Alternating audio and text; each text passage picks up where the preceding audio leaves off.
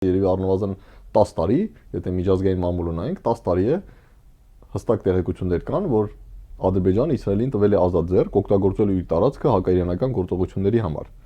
Հիմա ես չեմ ուզում մտնել տարբեր տեսությունների մեջ, որ նույնիսկ Իրանի նախագահ Ռայիսի մահը ինչ որտեղ կապված էր իսրայելական հատուցարարությունների, Իրանում ասում էին այդ հիշում ենք, որ նա հանդիպեց Ալիևի հետ, ուղղակի Ադրբեջանի տարածքում էր, հիմա չեմ ուզում մտնել մի դաշտ, որտեղ միայն ենթադրություններ են, բայց ուզում եմ ասեմ այն, որ Ադրբեջանը էականորեն օգտագործում է հակաիրանական նպատակների համար առնվազն 10 տարի, եթե ոչ ավելին, դա փաստ է, եւ վստահ եմ, որ Իրանում դրա մասին գիտեն ավելի լավ, քան թե մենք։ Հիմա եթե Փեզեշքյանը չլիներ ղեկավարը, այլ մեկը լիներ, Ռայիսի դեպքը, ողբերգական դեպքը այլ ընթացք ունենար հետաքննության առումով, չգիտեմ։ Շատ հնարավոր է, Իրանում նույնպես հիմա այդպես տարբեր քննարկումներ կան, բայց այդ ամենը, չասեմ դավադրության տեսության, բայց ակնարկների մակարդակում է։ Հիմա եթե Իրանի իրավիճակին նայենք, տեսեք, տարբեր փորձագետներ, ովքեր Իրանի հարցում են զբաղվում, Հայաստանում եւ նաեւ Հայաստանից դուրս, եվրոպական, ամերիկյան,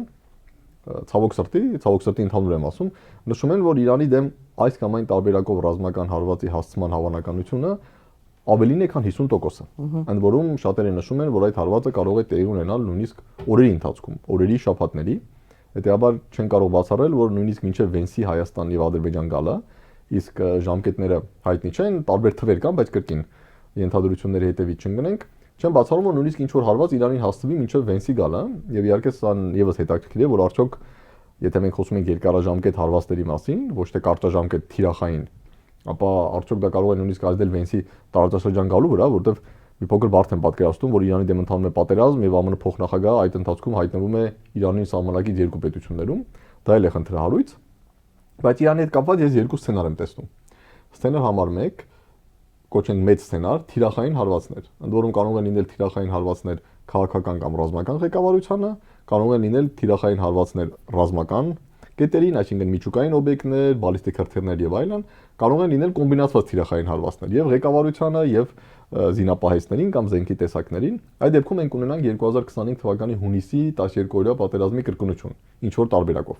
Եվ սցենար համար 2, երբ մենք կտեսնենք երկարաժամկետ հարվածներ, այսինքն որոնք կարող են տևել շաբաթներ, եւ որոնց նպատակը հստակ է հասնել Իրանում իրավիճակի էական ապակայունացմանը,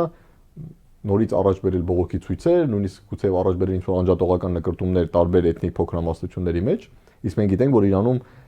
այսպես ասենք բնակչության 50%-ը էթնիկ փոքրամասնություններ են, սկսած արաբներից, վերջացրած ադրբեջանցիներով, բալուչներով, քրդերով եւ այլն։ Եթե լինում է առաջին սցենարը, այսինքն թիրախային կարճաժամկետ հարվածներ, պետք է հասկանալ, չեմ կարծում, որ դա բերի իրանական համակարգի փլուզման։